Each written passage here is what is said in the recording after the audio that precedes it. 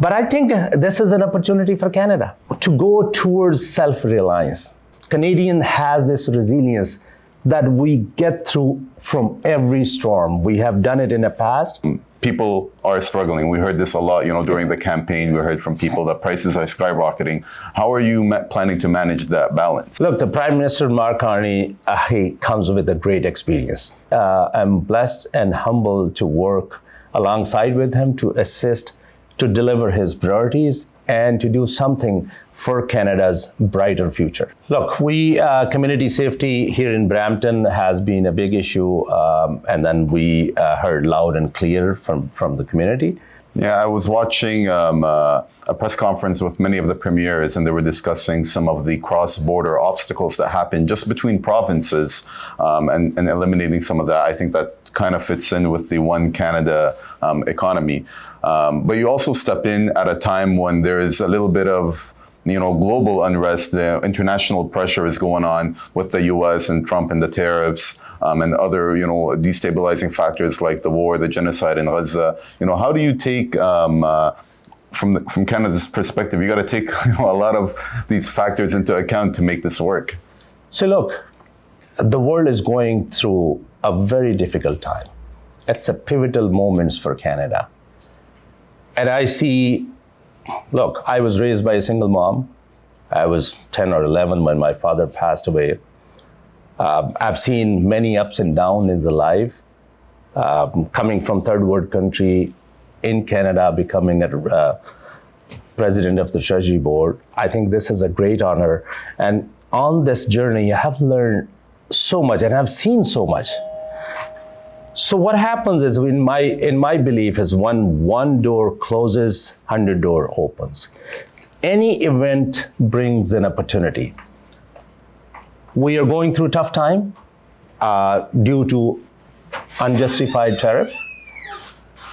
But I think this is an opportunity for Canada to go towards self-reliance, resilience. That, as the Prime Minister says, this journey is from reliance to resilience. So we diversify our trade rather than depending on one partner. So we should have more reliable partners. We should have our own economy. Like with the one Canadian economy, the impact is 200 billion, whereas our trade with the US is 120 billion. So imagine if the Canada becomes self-reliant.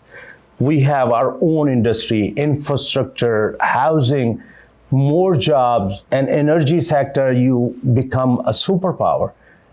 There's a huge opportunity for Canada. So that's what I think it's, I see this opportunity, even though this is a tough time, affordability is a main issue at the time, but Canadian has this resilience that we get through from every storm. We have done it in the past, and we will be doing this time, and this time it would be great for our future generation, and for Canada will be leading the way in the world.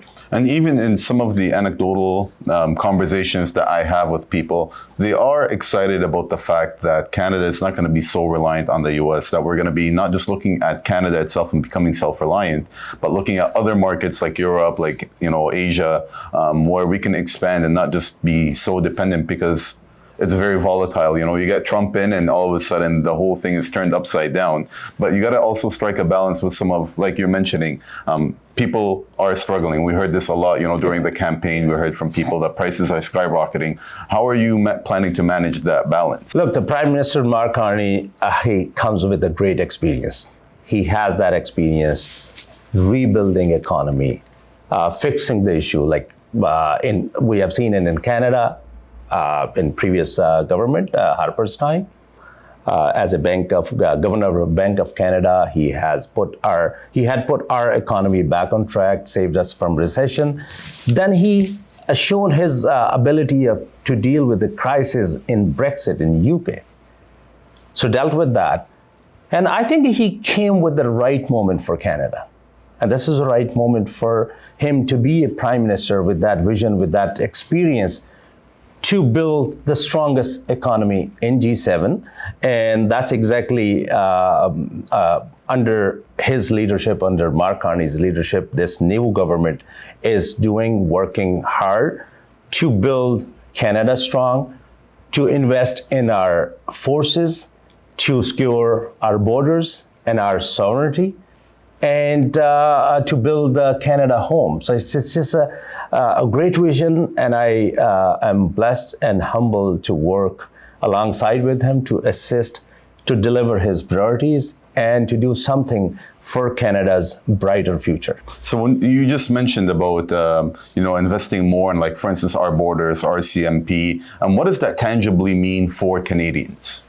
So for Canadians, Canadians spoke very loudly during this election.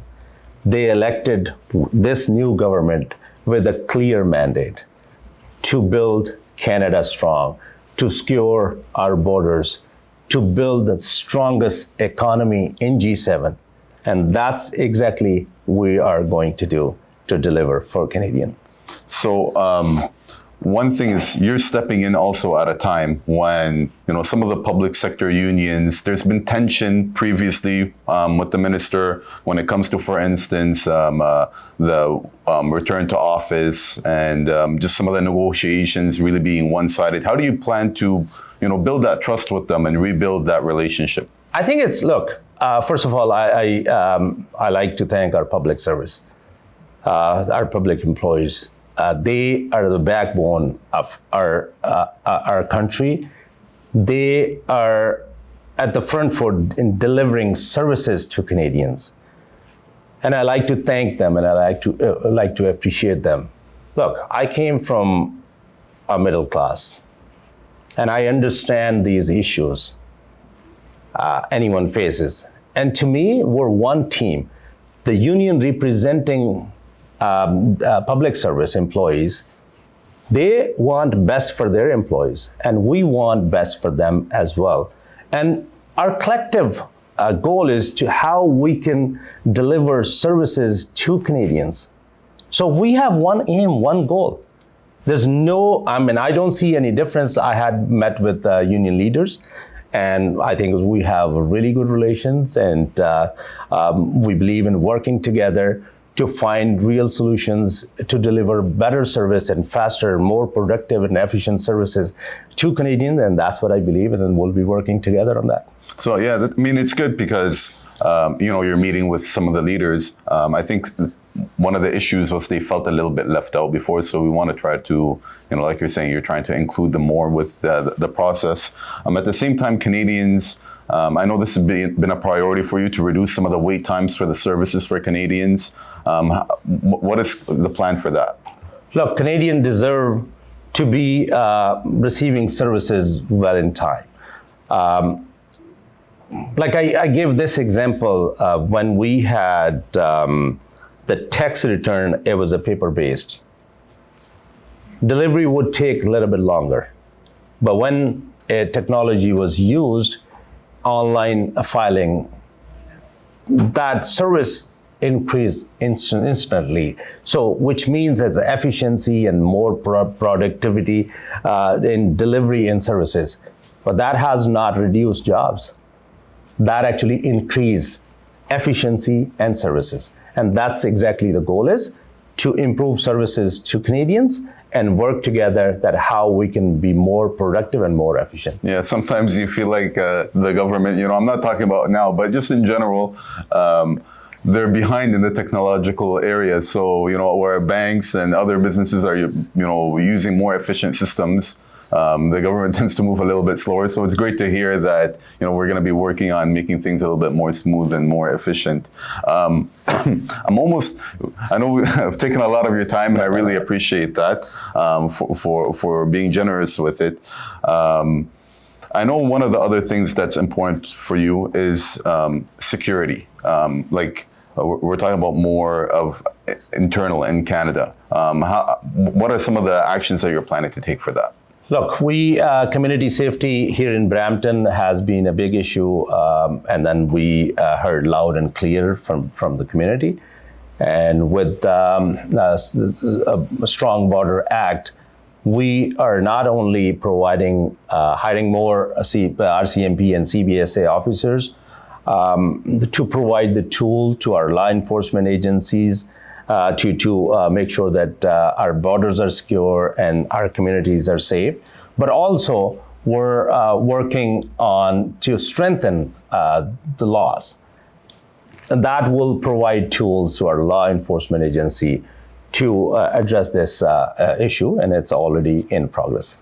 So, you're obviously Muslim and a minister, but in general, I think more government officials, more ministers are realizing that Muslims in Canada play a very important role. How are you planning to engage, your office with the Muslim community since they've become more of a growing power in business and trade and so on? Look, Muslim, as like other Canadians, play a vital role in contributing in Canadian mosaic and in society. And I'm always open. I'm accessible. Any dialogue, anywhere anyone needs me, I'm there to assist and listen and try work together to see that how we can address those issues, including Islamophobia and other issues that we might be able to work together to address them, and always willing to meet and to have dialogue and discussion.